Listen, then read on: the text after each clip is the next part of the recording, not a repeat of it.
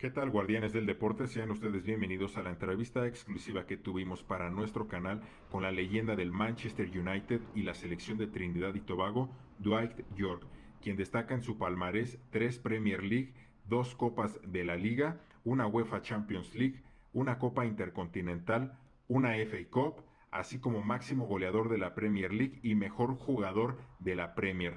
Por favor, compartan y disfruten.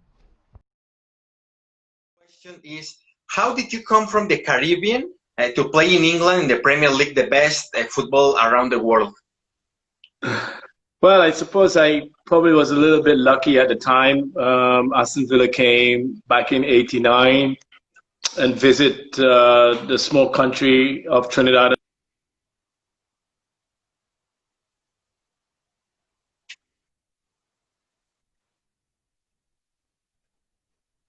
Qualifying for the 1990 World Cup, we needed 1 point against the America team to qualify, and unfortunately we lost that game. I was still only a teenager. I was still at school. I was 16 years of age, and so that game brought a lot of publicity, not just to our country but around the world.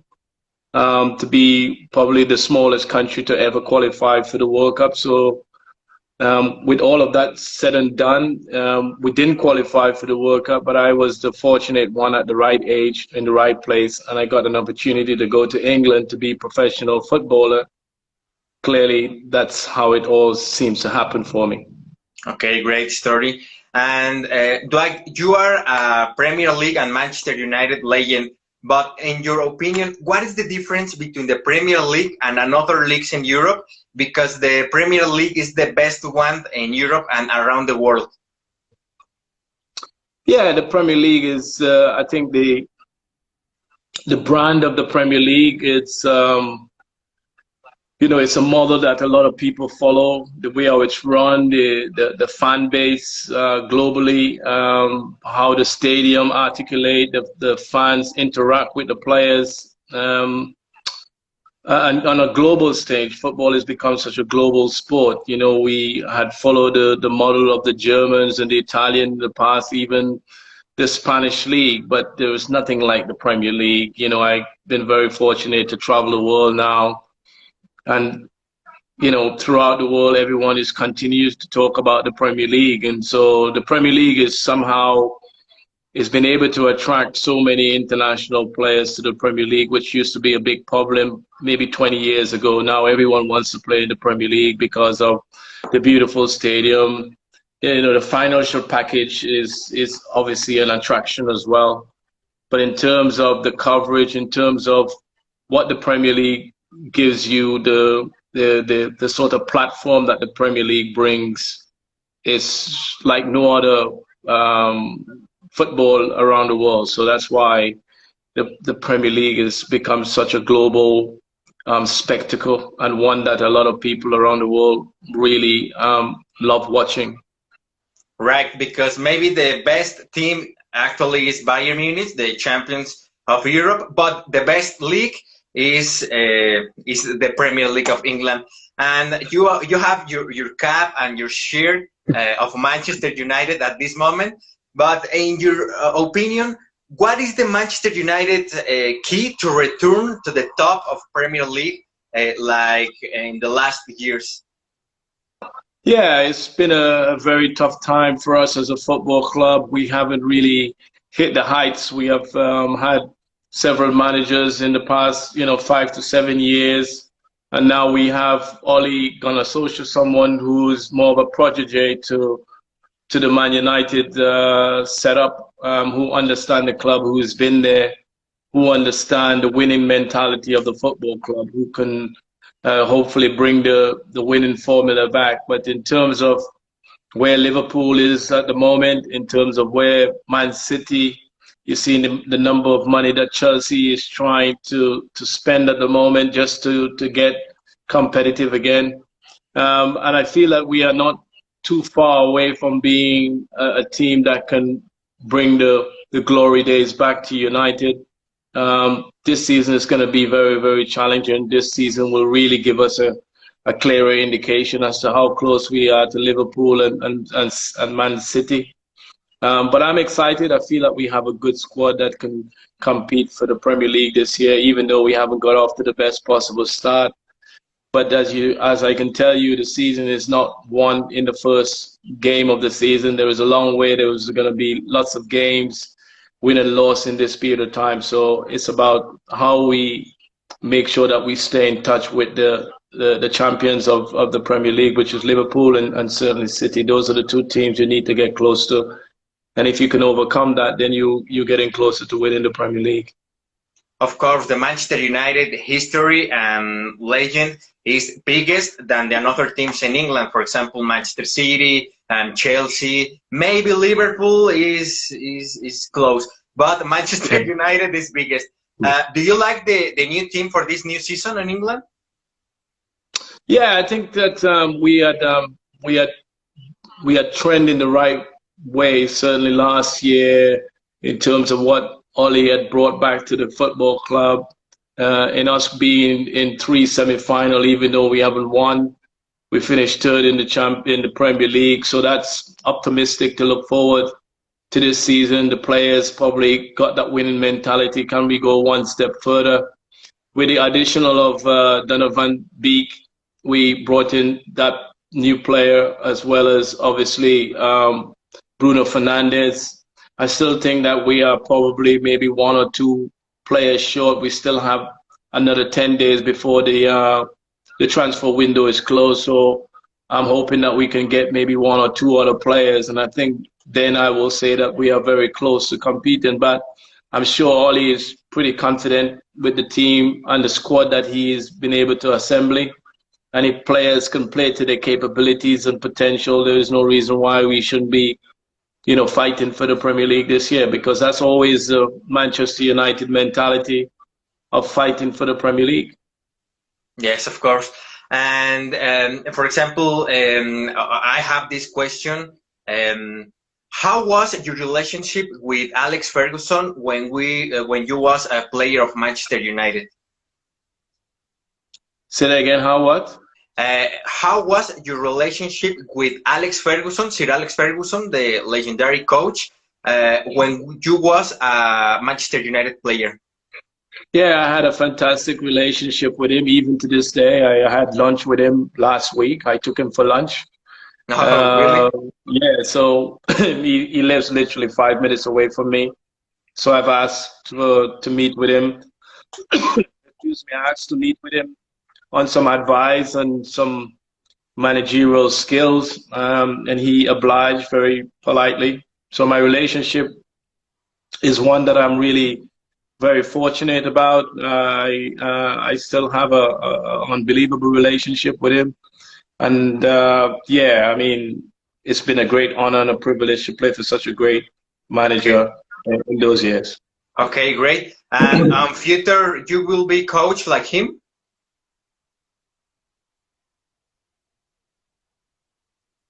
I'm sorry, on future you will be a coach on England or another country like him? Yeah, I think that's the aspiration. As I said, I've been very fortunate to play under him, so I've had a lot of good memories, some good winning formula, what it takes to be a manager, because often enough now a coach and a manager is kind of separated. I want to be a manager. I still want to be. I want to have a full understanding of what a coach is required or being a coach. But my main aim is to be a manager, to lead the team, and to pass my experience from learning from the likes of Sir Alex Ferguson and others, other managers. So I'm learning the trade behind the scene at the moment to make sure that when that opportunity comes to me, that I'm ready and prepared to be a manager. And only if and when I get that opportunity, then that's when I'll be able to see if have the full potential of being a manager. But I have no doubt that I strongly believe that I can become a very good manager. Okay, great. And talking about your career with a national team and Manchester United, Aston Villa, and which moment was better for you, Dwight? Play a World Cup with Trinidad and Tobago or won the Champions League with Manchester United? Well, listen, I think that if I were to come from Trinidad and Tobago and someone said I was going to be winning the European Cup and the FA Cup and the Premier League 3 times, then that would have been a dream come true. And of course, I've managed to do all of those things. But I think that my biggest achievement in many respects is to captain my team in the World Cup in 2006. We only a very small country. We've been in fantastic battle against your beautiful Mexican country over the years. We've been able to beat you on a couple of occasions, but your country has always been able to get the better of us.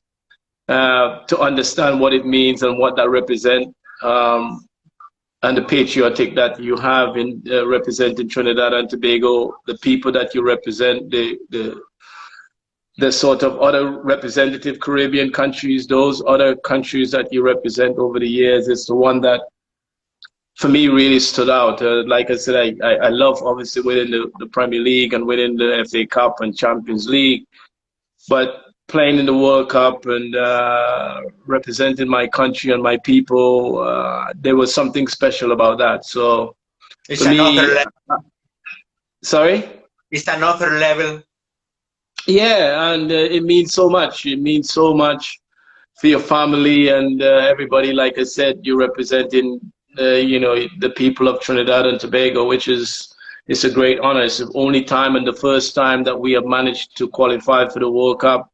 So that was a huge achievement. And we only have a population of 1.3 million people. So compared to Mexico, where you probably have, 200 million people there in Mexico? I'm not sure, but you have a lot more people than in our country. So that's probably the biggest achievement over the years for me. Talking about this, do you think the new format of CONCACAF will help to Trinidad and Tobago to qualify to next World Cup in Qatar? Well, I think we have a good opportunity. The fact that I think we might have 6 qualification this time around. I'm not sure. I have to follow the format again. I haven't looked at it in recent time, but obviously having the competition host in Canada and America and Mexico, I think that it's, that's 3 teams already qualified. So there's another 4. So that, the likes of Mexico, who we always struggle against, they are out of the equation. America is another team that is out of the equation. So I'm hoping that the opportunity gives us a clearer or lesser teams to play against. And so, yeah, it might work in our favors, but at the end of the day, either way, it's still going to be a difficult challenge for Trinidad and Tobago to qualify. But certainly, it's a great opportunity. Okay, you played on your career in amazing stadiums like San Siro in Italy, your home Old Trafford, Azteca, for me is the best around the world, and Santiago Bernabeu. But which one is your favorite and why? Well, the Bernabeu is definitely not my favorite because it's the only international team I've never scored against. I've never scored against Real Madrid, so that is not good for me. But yeah, I've been the Bayern Munich, the Barcelona, in the Nou Camp, in the San Siro. I've managed to score in all those wonderful stadiums. So I love Barcelona. I don't know why, because probably my favorite game, I think, overall, the 3-3 draw against the mighty Barcelona team. It was just a fantastic game to play. So having that experience playing in front of maybe 100,000+ people, absolutely fantastic. I mean, even your stadium in Mexico, it's a real daunting stadium to come and play football. It's one of the iconic stadium, I have to say. Playing in Mexico gives you the chill if you're not brave and you're not capable of playing that type of football. You can get run over in Mexico in your magnificent stadium there. So yeah, I've been very lucky. I would say probably Barcelona because I've managed to score a couple of goals there, and so that probably was a fun moment for me. I never scored in your stadium, which is which I'm not too pleased about. Okay, maybe on a friendly match with legends, you have the opportunity to score in the Azteca Stadium.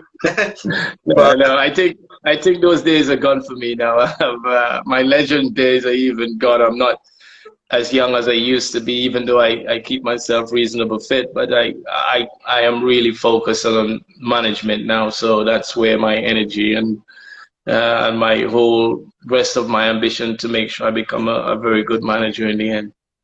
Great, I like that ambition, Dwight. And I last thing, I have a big friend. He was my professor on high school here in Mexico, and he's a big supporter of Manchester United. Maybe you are one of his idols, and it's possible you can send him a greeting. His name is Julio Peredo, Dwight.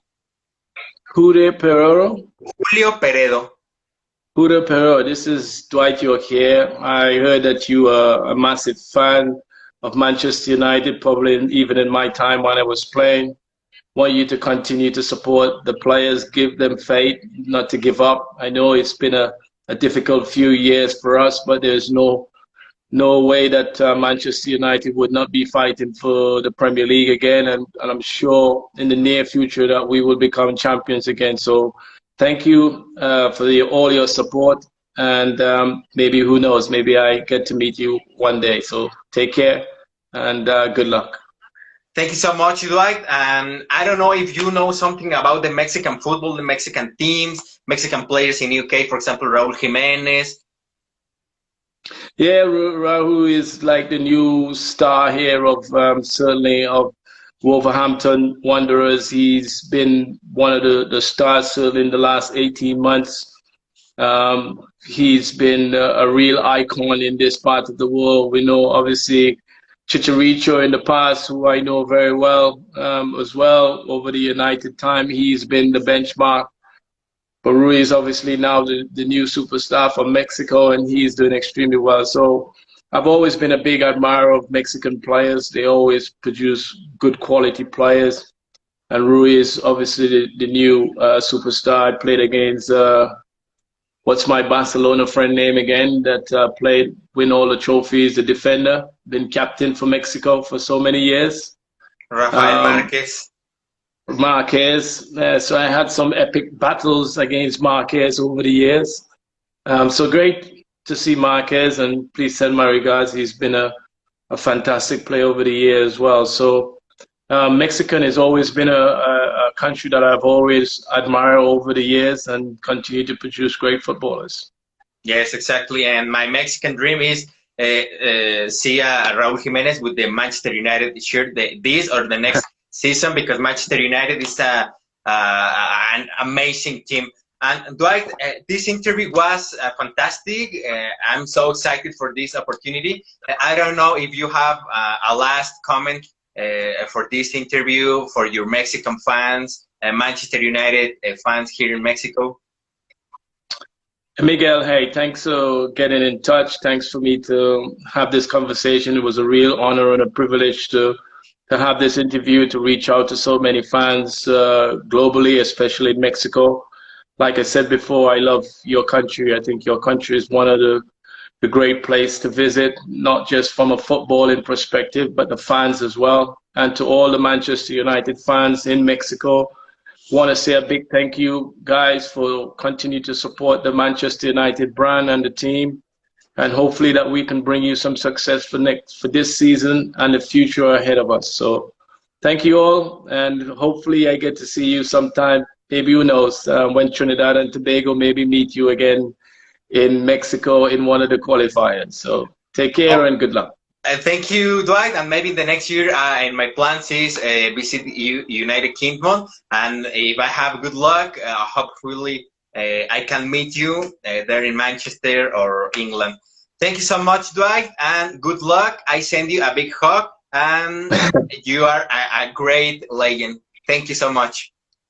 Thank you, Miguel. Take care. Thank you.